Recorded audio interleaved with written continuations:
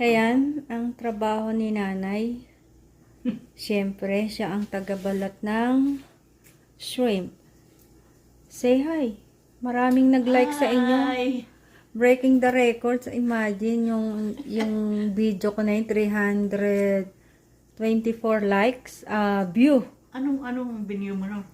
Yung isang nagbabalat kayo ng hipon. Yun yung pinakamarami kong view. Yung Sa hipon. sa hipon na yun. Madalang silang babae ng hipon. Makakita ng hipon. Itong ginagawa ni nanay na yan, para sa, 2 beses ako nagluto ng hipon ngayon para sa Vietnamese spring roll. Yan, ilalagay ko siya. Yung isa tapos na nasa table Pakita ko sa inyo. Hello.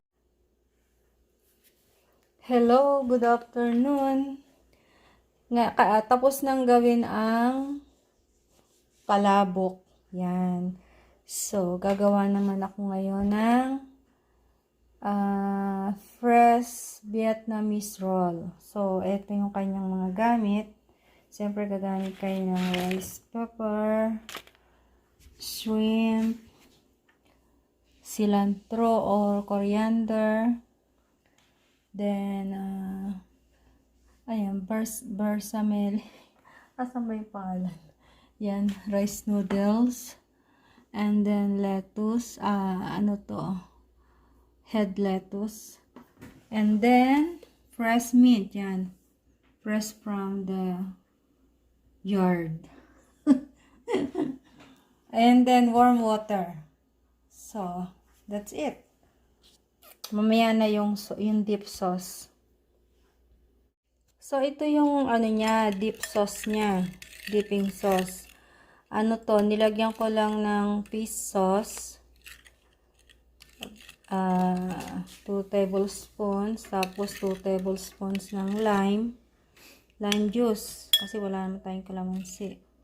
1 tablespoon of vinegar, and then crushed chili, and then garlic, minced garlic. Yan. So, yan. At saka pala 1 tablespoon of sugar. So, yan. Sarap siya.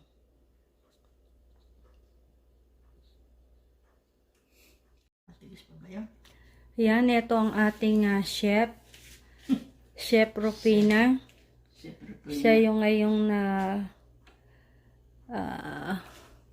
gumagawa ng Vietnamese spring roll. Yan. Actually, ito na yung nagawa niya. Yan. Sarap kainin.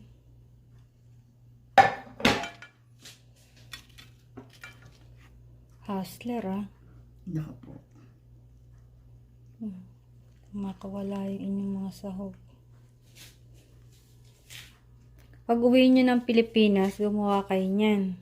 Hindi ko pa alam kung ano Sarap niyan. Wow. Pakita nyo kung maganda. Pangit. Ayos yan. Hindi malapad-lapad yung isa. Yan, okay yan. May assistant kayo. May assistant pa. Susok sa warm water. Siyempre, nagugas naman si mother ng kamay. Kagagaling lang. Ba matakot ang mga bisita.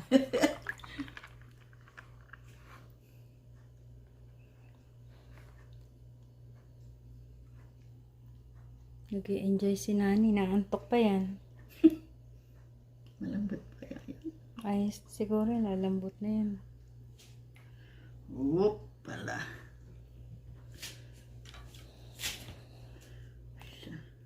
Tatlong Naaninag ko pa kung saan nandun ang hangganan.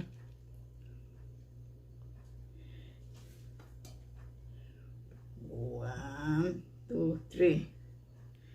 Good. Then, Kahit pamiraso lang kayong kapiraso. Malutong yan. Yan.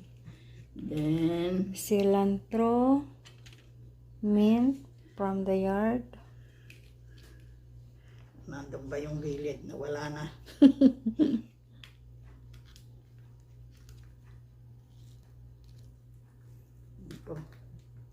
Por mini ingatan eh.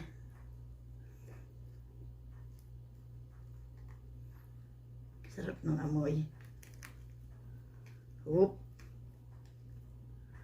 Nako.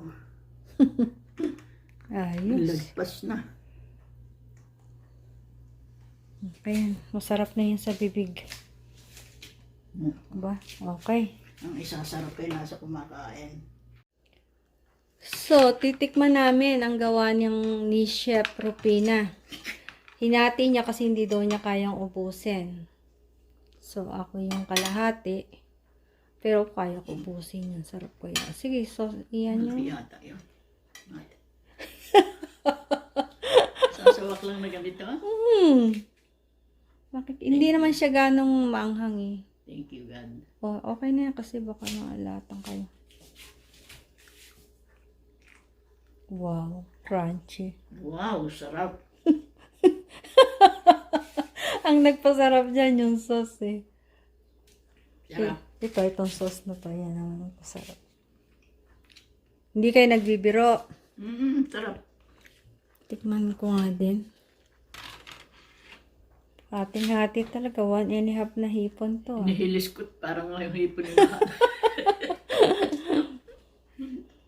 Wow. Saka nalasahan nyo yung Ito sarap. yung mint, yung coriander. Diba? Ang sarap niya. Crunchy.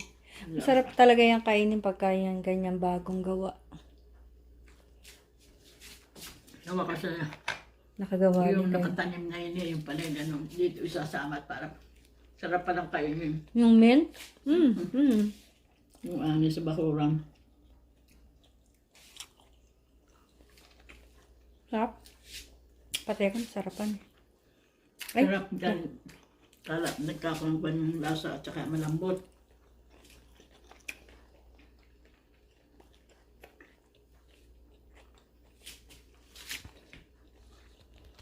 so yung ginamit natin, ito siya oh.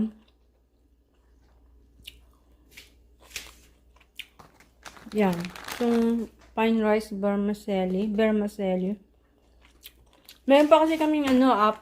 Kaya sabi ko, magsusoko uli ako ng 4 pieces nito sa warm water. Parang sayang kasi yung shrimp. Meron pa siyang 4. Okay, that's it. Nasarapan na si Sarap. nanay.